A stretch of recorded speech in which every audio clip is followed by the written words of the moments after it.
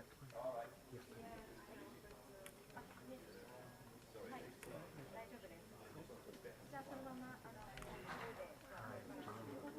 I'm back up for the press conference.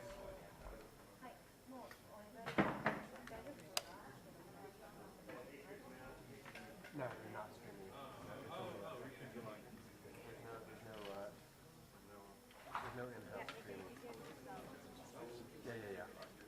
Absolutely. Yeah.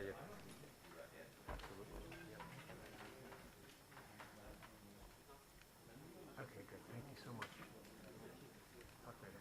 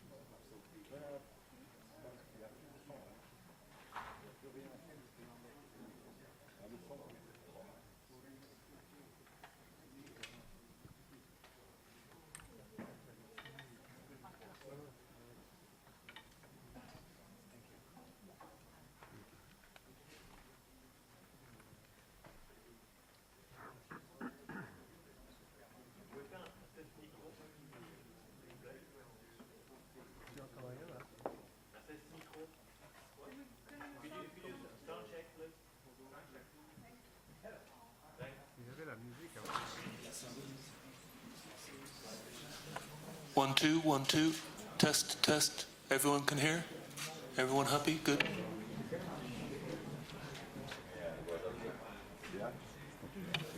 Test, 1, 2. 1, 2. 2.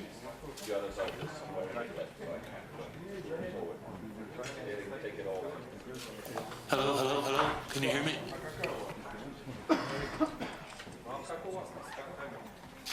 Hello, can you hear me testing?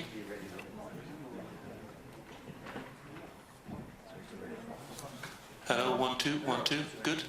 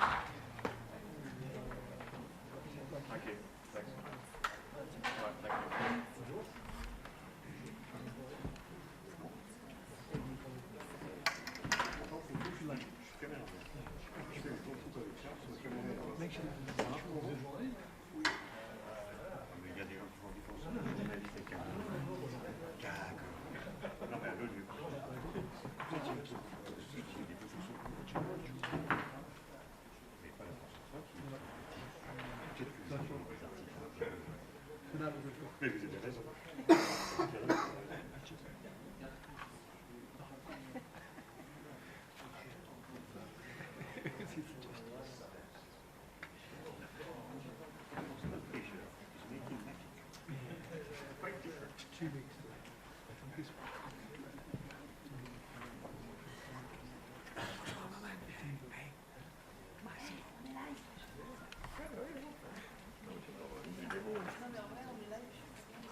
Et alors, je peux passer, non, je peux pas m'en faire en plus. J'ai déjà connu dans mon...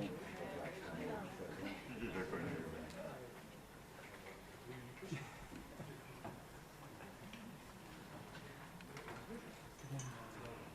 I'm just holding on for a second, 'cause I can just feel my body. I was gonna...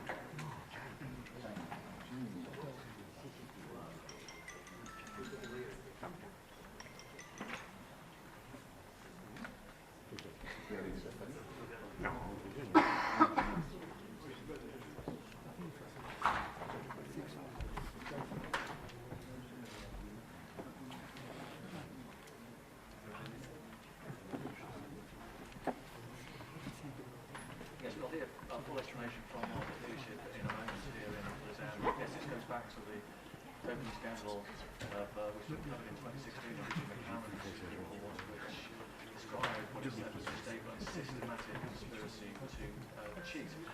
What happened after that was that the WADA suspended the anti-doping program in Russia. It was lifted controversially in September 2018.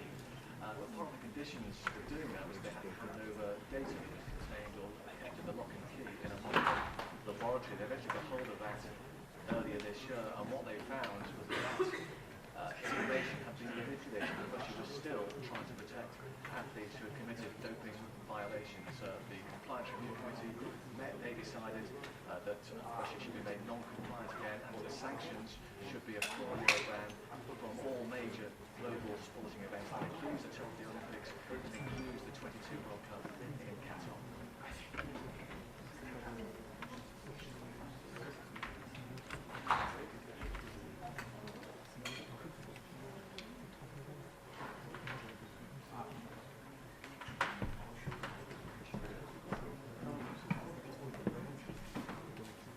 We expected the meeting to go on for a few hours. It was wrapped up in around about 60 minutes, and as you say, it was a unanimous decision. And what they said is that the Russian anthem, the flag, Russian kit can't be used at any of these international events. So the athletes will be allowed to compete. They've got to prove they're clean, that they are untainted by the conspiracy, this doping conspiracy, and they will compete against huge winners. I should say that we do expect the Russians to against this. They've got 21 days to do that, and if they do, it'll go to the Court of Arbitration and Sports. So they will have the final say. If they agree that these sanctions are justified, then that will go to the individual governing bodies like the IOC, like the Russian Sports.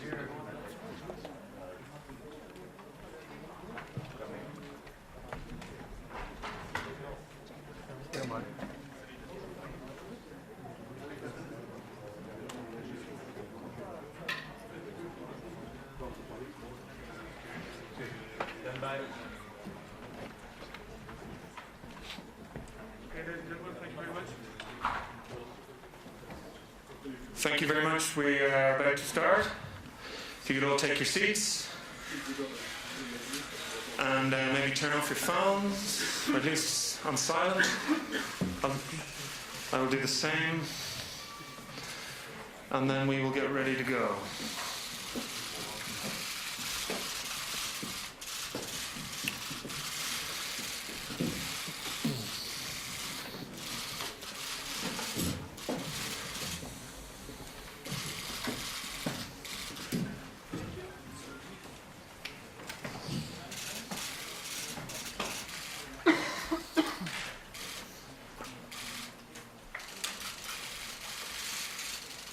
Okay, we will also have an opportunity to do this at the end as well, if that's easier.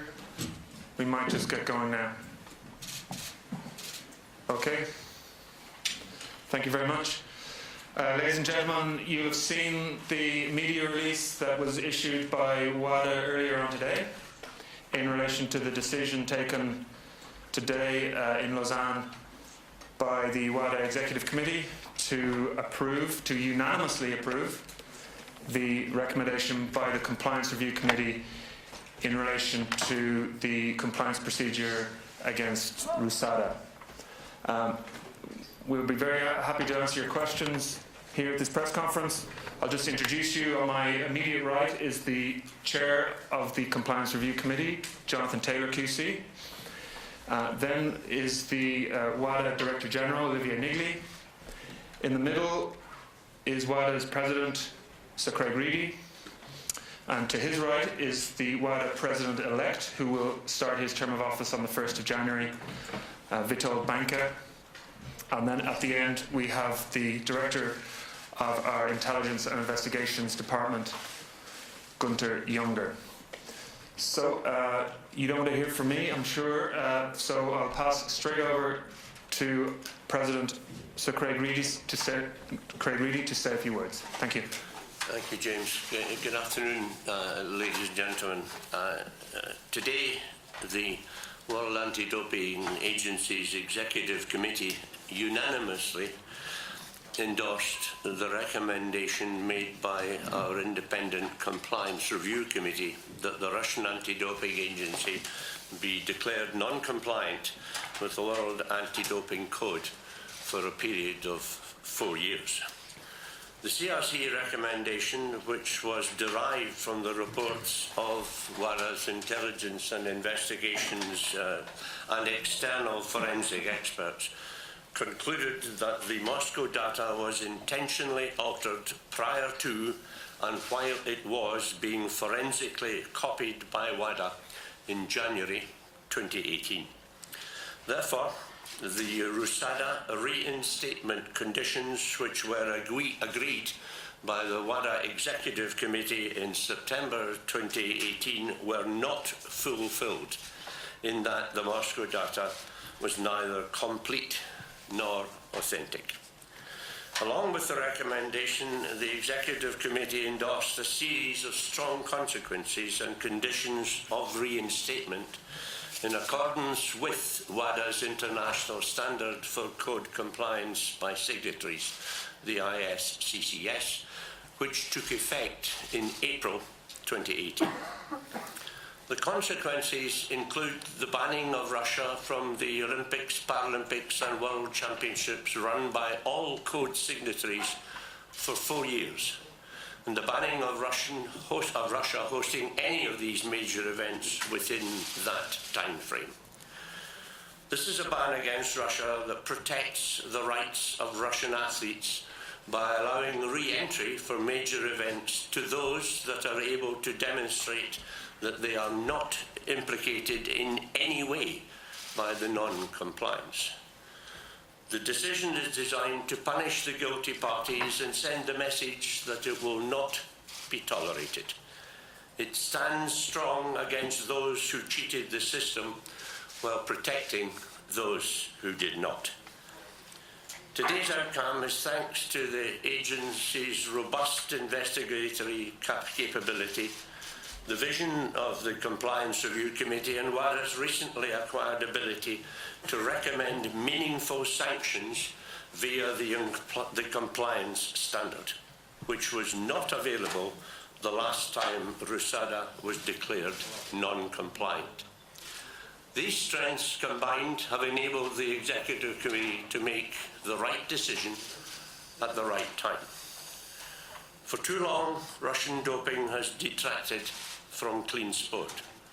The blatant breach by the Russian authorities of RUSADA's reinstatement conditions, approved by the Executive Committee in September 2018, demanded a robust response. Russia was afforded every opportunity to get its house in order and to rejoin the global anti-doping community for the good of its athletes and for the integrity of sport, but it chose instead a different route. WADA will now send a formal notice to RUSADA asserting non-compliance with the requirement to provide an authentic copy of the Moscow data and proposing the consequences to come into effect on the date on which the decision that RUSADA is non-compliant becomes final and to remain in effect until the 4th anniversary of that date. RUSADA has 21 days to accept this decision, or else it will appear before the Court of Arbitration for Sport, at which point WADA will have to justify this assertion of non-compliance.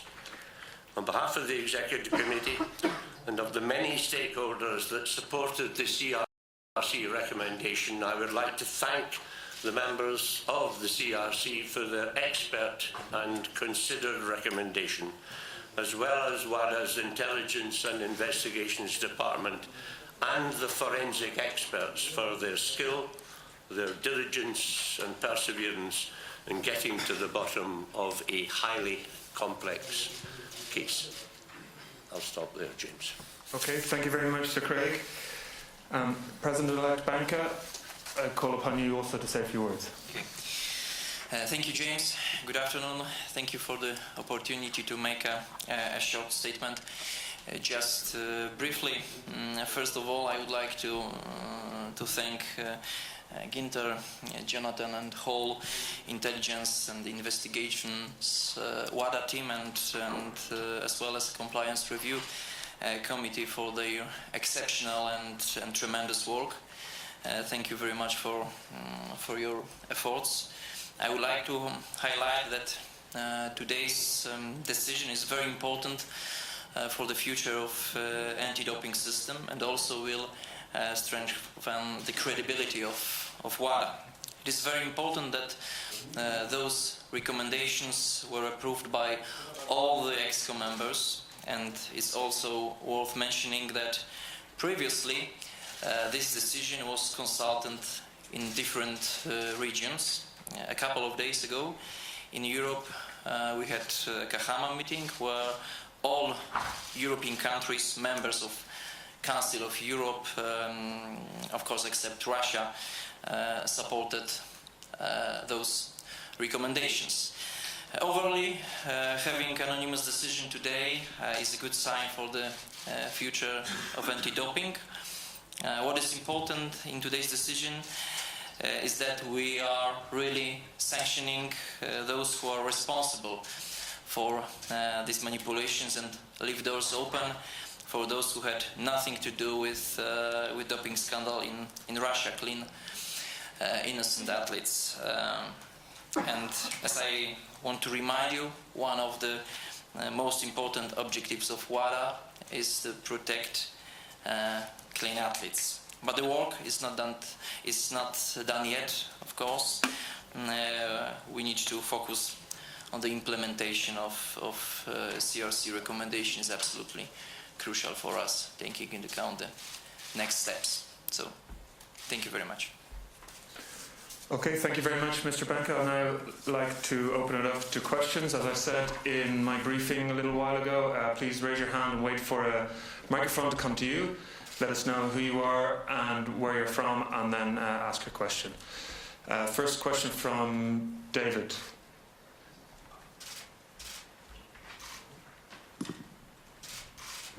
Thank you, James. I'm David Owen from Inside the Games.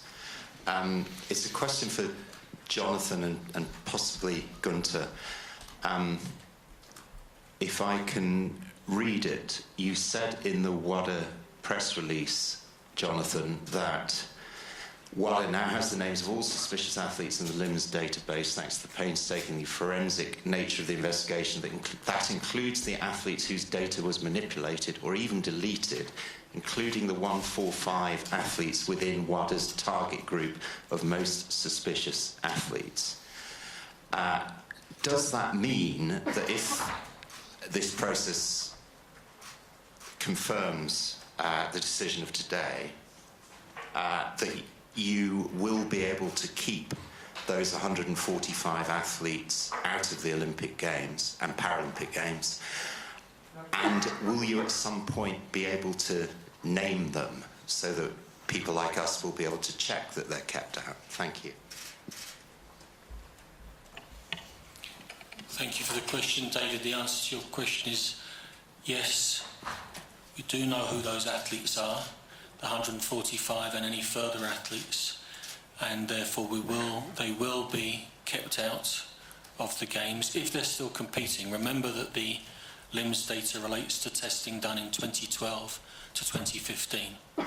So it may or may not be that they're still competing, but if they are, then that will be a block to them using the mechanism provided for to participate in the Games.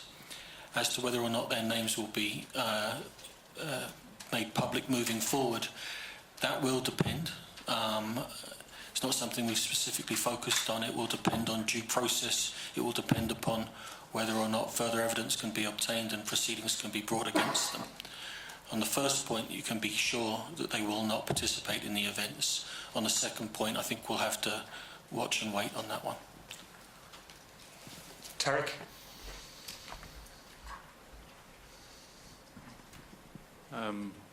Tarek Pan from the New York Times. I'm not sure who the best placed person is, but in 2018, before Pyeongchang, we had the Schmidt report and all of that, and very strong sanctions. It was a day like today, and Russia were banned from the Olympics. And then we were all at the Olympics, and there was Russia in all but name, the Olympic team from Russia, or whatever they were called. There were hundreds of Russian athletes there.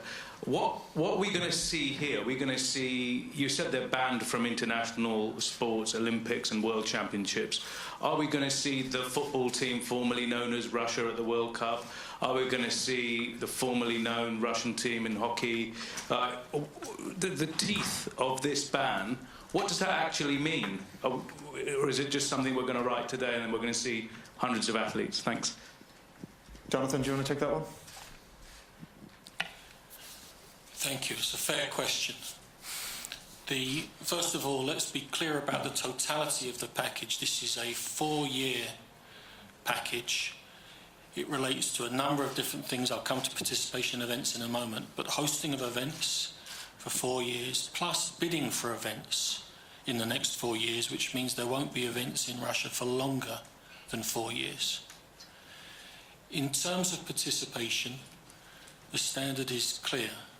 There will be no flag at the events that are covered. We could talk about the events that are covered.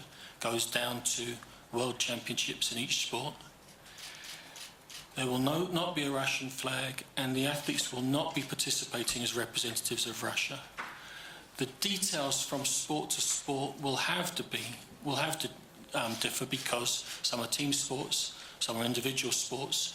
There are going to have to be a case-by-case basis. Nevertheless, what is important to note is that the standard says that it is under the control and or the approval of WADA to ensure appropriate and standardised enforcement. That may, if there is a CAS case, be taken then to CAS so it can see what is proposed and endorse it itself. So, can we be definitive now as to in every case what it will mean? No, but the standard is clear.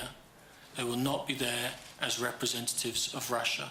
What that means in every case will need to be developed and will need to be subject of guidelines that the CAS will have to look at, and or the WADA Exco. If we don't go to CAS, the WADA Exco will have to look at.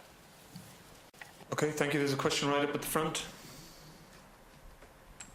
Thank you. Hello, it's Elizabeth Isako from Russian news agency RIA Novosti. I have a couple of questions, short ones. First, do you have any roadmap for RUSADA on how to restore its credibility for WADA? And the next one is, in case of the dispute of RUSADA, do you expect the decision of CAS will be different from your decision? And maybe just one small question. Will you accept Russian athletes to perform as an Olympic athletes from Russia team that was, for example, in previous games? I think that one's for you too, Jonathan. Is there a roadmap for RUSADA to restore credibility? Well, first of all, let me be clear, and it's in the recommendation as well.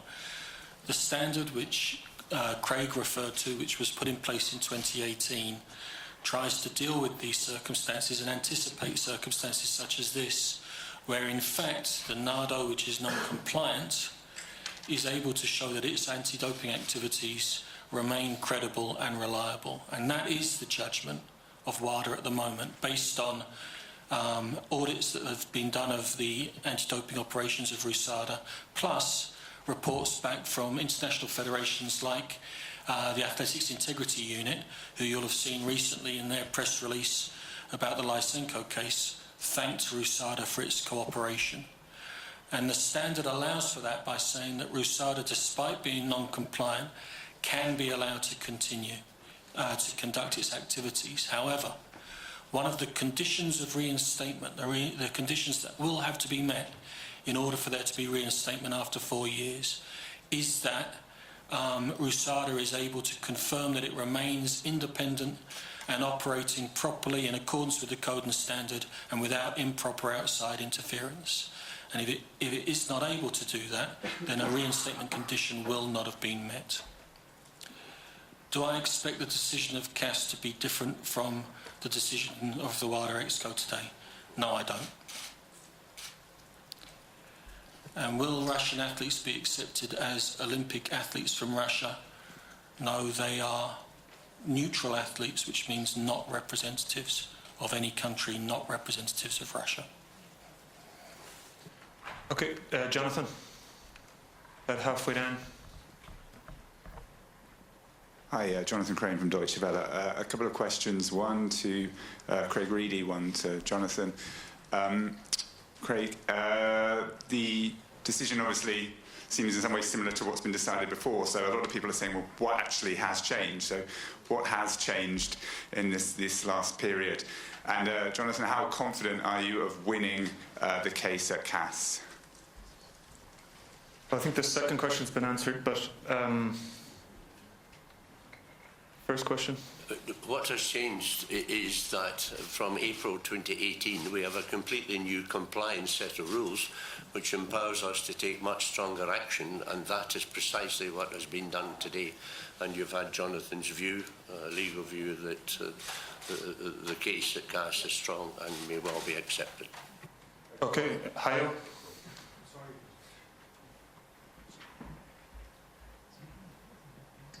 Thank you, James. Two questions. The first question is, the IOC has asked for the delivery of the authentic database. They asked after this weekend, so far as I remember, this was exact wording. First of all, is that authentic database still existing, or do you believe that it's destroyed from the Russians? Second question is, would that authentic data now help you in order to expose more doping cases in the current situation? And the other question that's referred to biathlon. There are people in biathlon who claim that the World Championships are concerned, but the World Cup is not concerned.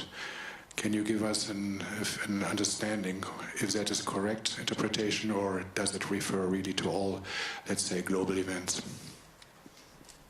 Okay, well, I think Gunter would be best placed to answer the first two questions, and maybe Jonathan the third. Thank you, Hayo, for the question. Regarding the authentic data, we have to go back when we discussed with Russia what we want. And actually, the objective of our task was to get the raw data. because these are the primary evidence for all the cases. And our lab experts, they needed some more information from the raw data that we haven't had in our database. So this was the first task. When we went there and extracted the data, we realized that data were deleted, raw data were deleted, so we could not extract those data that we needed for our cases. So when we talk about the authentic data, we don't know where they are, but perhaps they have still some from the raw data, but if they have the raw data, they should hand over them, and then we can check. We have enough evidence to be sure whether the raw data are authentic or not. So if we get the raw data, then we are able to proceed the cases that are still pending. At the moment, we don't have them. The second question was more or less the same like I just said, that the raw data are the most important thing because they have some more information that the database has, and therefore we are keen on getting these ones. But so far we haven't received those. So what we know is that there are a majority of raw data have been deleted since 2016. Okay, Jonathan. In relation to biathlon, the standard talks about and the decision talks about world championships. And it depends, each sport is different as to how it defines its world champion. My understanding in biathlon is there are World Cups, but it is the world champion, the biathlon world championship that determines the world champion. So that's the distinction. If that's the case, it is the event that decides the world champion that is covered by the ban. So for example, in football, they have a World Cup. It is the World Cup that decides the world champion, so that is what would be covered. It is the event that determines who is the world champion. Okay, Brian, did you have a question? Brian and then Graham. Brian Hope from Reuters. Just to clarify, can you say whether this means that Russia will or will not be able to play at the 2022 World Cup in Qatar? Well, assuming they qualify. I don't know if they're going to qualify. If they qualify, then they can't. A team representing Russia cannot participate, but a team of neutral. If there's a mechanism put in place, then they can apply to participate on a neutral basis, not as representatives of Russia. And in a team context, how that works is going to have to be worked out on a case-by-case basis. But the answer is no Russian flag, not as representatives of Russia. Okay, Graham? I think you wanted to follow up. Sorry, go ahead, Brian. Do you have a follow-up? Would the decision be down to FIFA or down to WADA? The signatory in each case has to implement the decision. And in terms of if they want to put in place a mechanism to allow this mechanism for athletes who can prove they're not tainted, they can do that. WADA has to either control or approve that mechanism. So they're going to have to work together. But what is very clear, it's one of the new things that the new standard brings in, is that once this is a final decision, everyone is bound by it, everyone has to implement it. So it will be for the IF, here FIFA, to implement, but they'll have to do so in consultation with WADA, which will be making sure that there's a standardised approach and a compliant approach. Graham. Graham Dunbar from the Associated Press. Another question for Jonathan. In terms of hosting, if you looked at which events in the next 4 years are the most prestigious or the most watched, then you're looking at things like the Champions League final, Formula One Grand Prix, Sport Accord Conference, all of which could be out of reach, maybe, of this decision today. And there's already the language built in, if legally and impractically impossible to move. And you can imagine that some of the smaller IFs in Lausanne haven't got the resources and in some cases the will for a long legal fight. What do you think are going to be the real consequences for hosting? How much is actually going to change? I'm impressed you think the Sport Accord Conference is one of the most prestigious events. They'll be pleased with that. But the answer is, in the 4 years, if an event has already been awarded to Russia, then yes, the standard requires that they have put in place mechanisms that allow them, if this happens, to take that event away. There will be practical issues, and we can't ignore those. So, for example, the recommendation already says that the Youth Olympics in Lausanne in January are not covered, because even if the decision was in effect today, there wouldn't be time to implement mechanisms to implement it properly. So we have to have some flexibility. But there are a number of important events in the next 4 years, and it's not just events in the next 4 years. It's any event that comes up for bidding in the next 4 years. And it's not that they must do everything possible not to grant those events to Russia. It is that they must not grant those events to Russia. So what has changed? The rules are tougher and tighter because we learnt from some of the difficulties that were caused the first time round. As to which events, you have to get the calendar out. I'm sorry, I can't pick them out for you. But remember, it's not just those staged in the next 4 years, it's those that are bid for in the next 4 years as well. Also, the 2032 Olympic Games, they cannot bid to host that. Eric? And then Marshall. Hi, Eric Bernardo, Agence France Presse. We saw in Rio some federation deciding 3 days before the events who would take part or not. So can we expect the same thing in Tokyo? And my second question, Mrs. Helleland this morning said she was not happy with this decision today, and the worst decision was to reinstate RUSADA in 2018. Craig Reedy or Mr. Nigley, what do you reply to this? Thank you.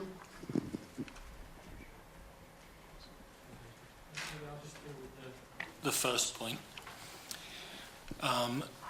It would not work for team selection entry to be done 3 days before the Games. If RUSADA accepts the consequences, they will come into effect immediately. If it doesn't, there will be a CAS case. The standard allows for expedited proceedings, and therefore we'll push through the case and hope to get a decision by March or April. Can't control that, so we don't know. But everyone does know that if it comes into effect, they need to be ready to implement it. They are required to implement it as a matter of their own compliance, and there will be a mechanism, guidance put out by WADA, which either has been, if we've gone to CAS, will have been reviewed and endorsed by CAS, so that they will be ready to implement those sanctions. Okay, Craig.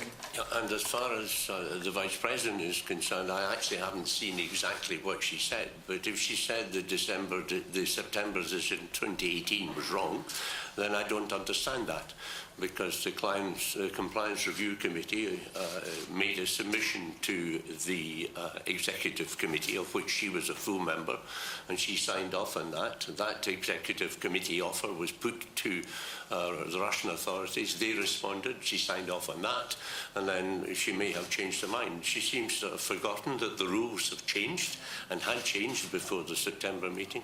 The whole point of the September decision was, first of all, an admission of liability, which came through the IOC Schmidt Commission, and secondly, access to the data in the Moscow laboratory. Without access to that data, we would not have been able to bring cases against athletes who have cheated, and perhaps just as significantly, we would not have been able to exonerate athletes with samples in the laboratory who had not cheated. So I'm sorry, I simply don't understand what she said. And at the end of the day, however, she unanimously accepted and approved the EXCO decision this morning. Okay, Martha, and then there's a question right at the back.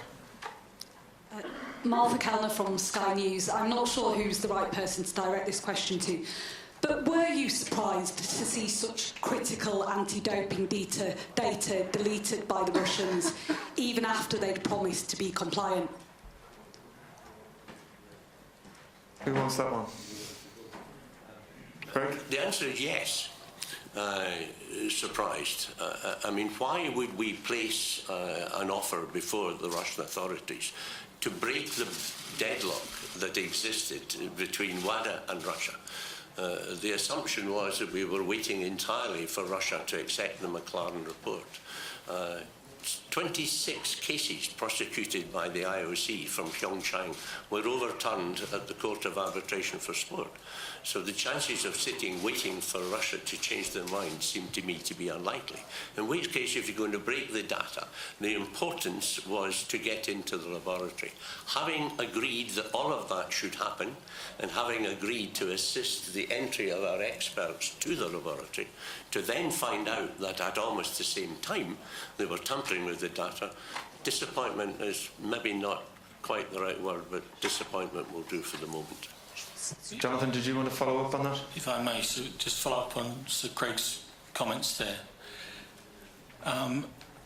Disappointed, yes. But we gave them an opportunity. That was the decision in the Seychelles, to give them an opportunity to draw a line.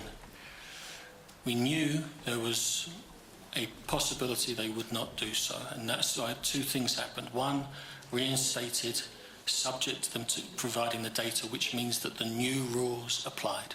And that's why we are where we are today. The new rules apply, and that's why we can impose these consequences. But secondly, and just as importantly, when Gunter's team went into the Moscow lab, they didn't take images of the data, they took forensic copies of the data, which meant they were able to go behind into the properties of each file and see what had happened, because they're not stupid, they were prepared for this possibility. And it's a good moment to pay tribute to the skill of the Intelligence and Investigations Department and the independent experts, because they hoped for the best, planned for the worst, and were able to expose some very significant tampering. And by doing so in the context of a reinstated RUSADA, they were able to do so in a context where we're now able to impose some significant consequences which everyone has to recognise and enforce. Okay, right at the back. Hello, thank you. Charlotte Dubinsky from Russia Today. You've talked today about the fact that you know who the suspicious athletes are, 145. You talked about this decision as being one that will protect the innocent. But does it, when it's, many people would say it's unfair for those athletes who have no cloud of suspicion over them to not be able to compete under the Team Russia banner, to not be able to compete and to potentially win, to have their flag shown if they win at any of these events? You know, people who've worked and trained for years to be able to do that. And secondly, what impact do you think this will have on young athletes who are just starting their journey to come through the ranks, who are looking at potentially having a career in athletics or in sports, that this ban could do to them? Gunter? Perhaps I can start with the answer. I fully agree with you that innocent athletes should be protected. And actually, what I just said to Hayo, the whole exercise of going to Moscow to get the data was to exonerate the clean athletes and to get those that had cheated or were protected by the system. So we reached out to our Russian colleagues and say, please provide us the data and we can finish that case. What we then saw was that data were deleted and raw data were deleted, so we could not anymore finish our cases. So therefore, it is almost impossible now to really go to every case and to find out whether this athlete was innocent or not. And I think this was Russians' fault and not our fault. And therefore, we are really disappointed about that point. Nevertheless, we want to make sure that that the clean athletes are protected, and therefore, from our point of view, the neutral athletes is a good way of exonerate those that were not part of the cheats and were not part of any deletions. And therefore, from our point of view, it's a good decision. Okay, thank you. Alex, you had a question, and then Halvor behind you. Alex Campsey, BBC. Jonathan, surely the most robust punishment would have been a blanket ban. I just wondered how close, or if you discussed that in your when you were working out what to do with Russia, how close you came to implementing a blanket ban, and why in the end you chose not to. Yes, thanks for the question. Yes, it's absolutely part of the standard. It's a possibility under the standard, as is the possibility to have the neutral athlete mechanism. So there was a choice between a blanket ban and a partial ban. And you've heard already the argument that says, well, even a partial ban and neutral athletes is unfair on those athletes. And we hear an argument that it's too soft, it's too weak. So reasonable people can disagree with this. I completely understand that. From a CRC point of view, we discussed it very specifically. And the strongest person on that subject was Penny Haynes, former Olympic gold medalist, world record holder, who was very strong on the idea that athletes who are in a new generation, who are not competing in 2012 to 2015, have nothing to do either with the underlying doping scandal or with this cover-up in 2018-19, should have an opportunity to compete. I personally don't think, in answer to the previous question, there's anything unfair about making them do so not under a Russian flag. Russia's forfeited its right to compete with its flag at the major games. You can argue, is it enough? Should there be a blanket ban in order to force change? We have to hope that there will be change in response to what I think are a serious set of consequences. But on that specific issue, it was the athlete's voice that was the strongest on the CRC, and she took everyone with her. It's unanimous on that point, and that's why we took it to the EXCO on that basis, and are pleased to get unanimous support from them. Okay, thank you, Halvor. And then there's a couple of questions here in the... Yeah, I have a question for Mr. Banker and Sir Craig. Jonathan mentioned that you can argue, is it enough with this kind of sanctions? I'd like to ask you guys, is it enough, or would you rather have a blanket ban? As president of the organisation, as chairman of the executive committee, we have to rely entirely on the processes that we have put in place. If we have an expert compliance review committee which comes with a detailed, you will see it's now available to you, the whole 26 pages. You will see the work that has been done. You will see the reasons for their suggestion on sanctions, and I am perfectly happy that we have operated as far as our process is concerned. I'm rather encouraged to hear the news today that the current balance of sanctions was hugely supported by a very well-known international athlete, and I'm comfortable with that news. And Mr. Banker, as a former elite-level athlete? I would like to underline that I couldn't agree more with the President. Okay, questions here in the second row and the third row. Thank you. Hiroki Tora from Asahi Shimbun of Japan. Question to President Reedy. A few days ago, there was an Olympic summit, and I believe you made some explanation to the IOC and the other organization. What kind of explanations did you make, and did everybody was on board with all the package that the CRC recommended today? Thank you. I was invited to attend the Olympic Summit towards the end of the agenda. I was asked to report on current activities from WADA, which in the main consisted of the reports from the Sixth World Conference on Doping in Sport in Katowice in Poland, on some additional work that we had been doing with the developments of the ADAMS system. And when it got round to, and they actually were kind enough to say, could I think of any highlights over the last 6 years as president of the organisation? And when it came to questions and points made, everybody in the room said that they supported the balance of, if I could put it this way, the balance of sanctions that have been imposed. That they were very keen that there should be firm action taken against those who have broken the rules, and there should be protection for those who clearly have not. So to that extent, I then left the summit. But it would be fair to say that you can work it out yourself. If there's a unanimous decision this morning, then the sports movement was unanimously in favour of it. Okay, question there. Masashi Noe from Kyoto News, a Japanese news agency. So today, WADA made a decision that Russia cannot use national flag for 4 years period. And what happened to national anthem? Do they Russians still can sing sing national song, national anthem at Olympic Games or Paralympic Games? Thank you. I will pass that question to my left, to Jonathan, but the international standard mentions flags.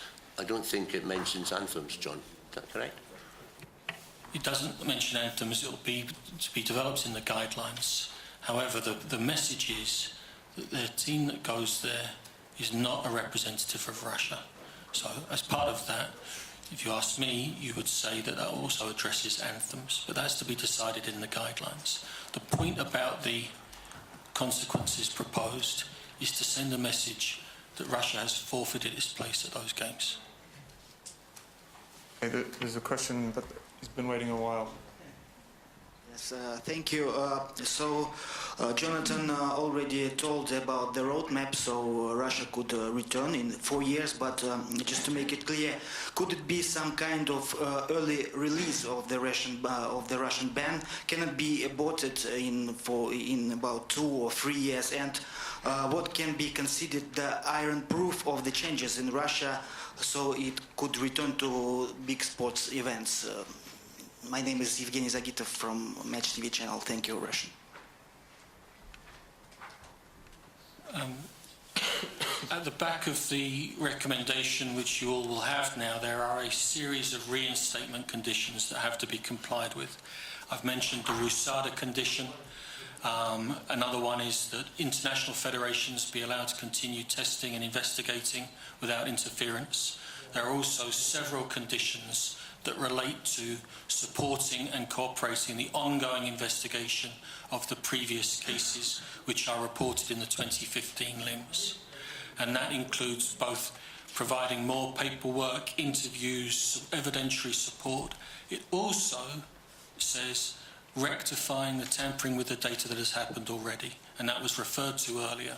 So if the raw data is produced and it is completely rectified, the position, so that those cases can be brought, then yes, there can be a reconsideration of the length of the consequences.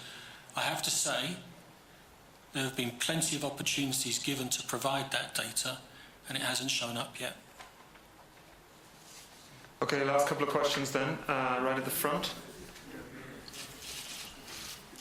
And then...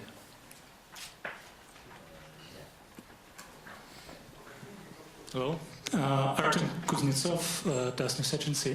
Thank you for this opportunity. I have 4 questions. First of all, I'd like to ask you about 145 athletes. You just mentioned that you know their names. So could you clarify how many of them still compete? I mean, still active athletes? Half of them? 1/3 of them? I don't know. The second question, are you sure that CAS will make decision before the Olympics in Tokyo if RUSADA will disagree with you? The third one, do you expect that some international federations will appeal against your decision? And the fourth one, what about Russian supporters, Russian fans? Will they have a chance to attend the events with the Russian flags and other national signs? Thank you. I think maybe the first one for Gunter. So thank you for the question. So of the 145, we estimate, because we have to look closely each athlete by athlete, whether they still compete, but we guess around 1/3 are still active. Okay, Jonathan. Your second question was, am I sure that the CAS will make its decision before Tokyo? No, I can't be sure. The standard says it has to be an expedited proceeding. One possibility is that it is dragged out deliberately or otherwise so that it doesn't cover Tokyo.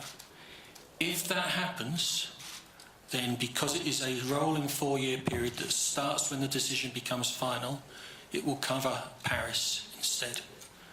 So it will be up to the Russians to decide which they want to have covered, Tokyo or Paris. Will IFs appeal against the decision? Well, first of all, if RUSADA disputes it, then WADA takes it to CAS. IFs, others affected by the decision, can intervene. If RUSADA accepts the decision, it becomes final, but as you say, IFs and others affected by the decision can appeal the decision. Will they? I've got no idea. It's up to them to decide whether the impact on them is something that they think that they should or shouldn't challenge. Let's remember, though, the international standard was agreed unanimously just in 2018, and that decision by IFs to say we will not grant our events to countries that are non-compliant is part of their commitment to the solidarity of the anti-doping movement. Having made that commitment, I wouldn't expect them to resolve from it now. Okay, last question, thank you. Are fans bringing... Whether or not they can bring colours and flags into the event, that hasn't been considered. It's going to have to be decided as part of the same guidelines that I talked to you about, which will be developed either by the EXCO if it doesn't go to CAS, or it will have to be put to CAS and decided at CAS. Okay, thank you. Last question. Christoph Becker, Frankfurter Allgemeine Zeitung. This goes back to what Graham asked earlier. It's going to Jonathan. It's basically, the question is there a clear-cut definition of what constitutes a major event under these sanctions? And if so, which one is it? And to use the most easygoing example, I guess, why is the Euro 2020 Football Championship not a major event? Is that because UEFA is not a signatory to the WADA Code? And regarding the 2022 Soccer World Cup, am I correct in assuming that the Russian national football team would be playing the qualification matches under UEFA's guidance as Russia, and then if they qualify, then they would turn into a neutral team?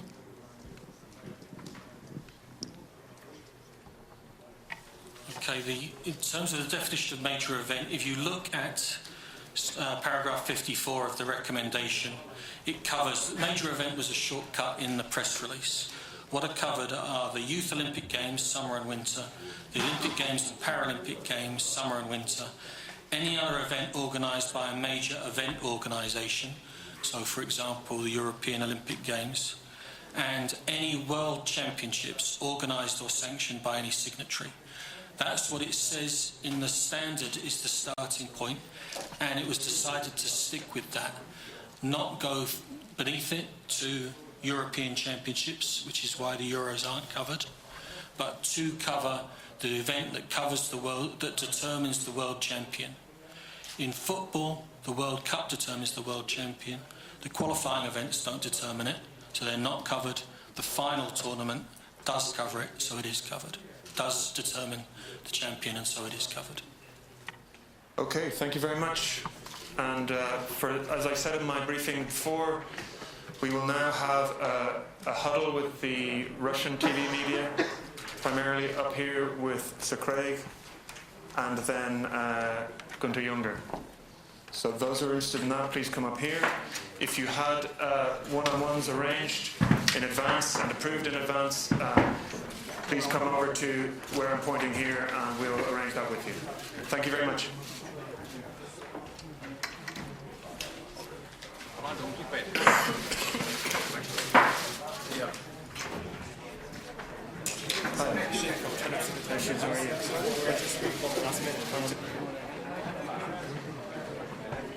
Hi.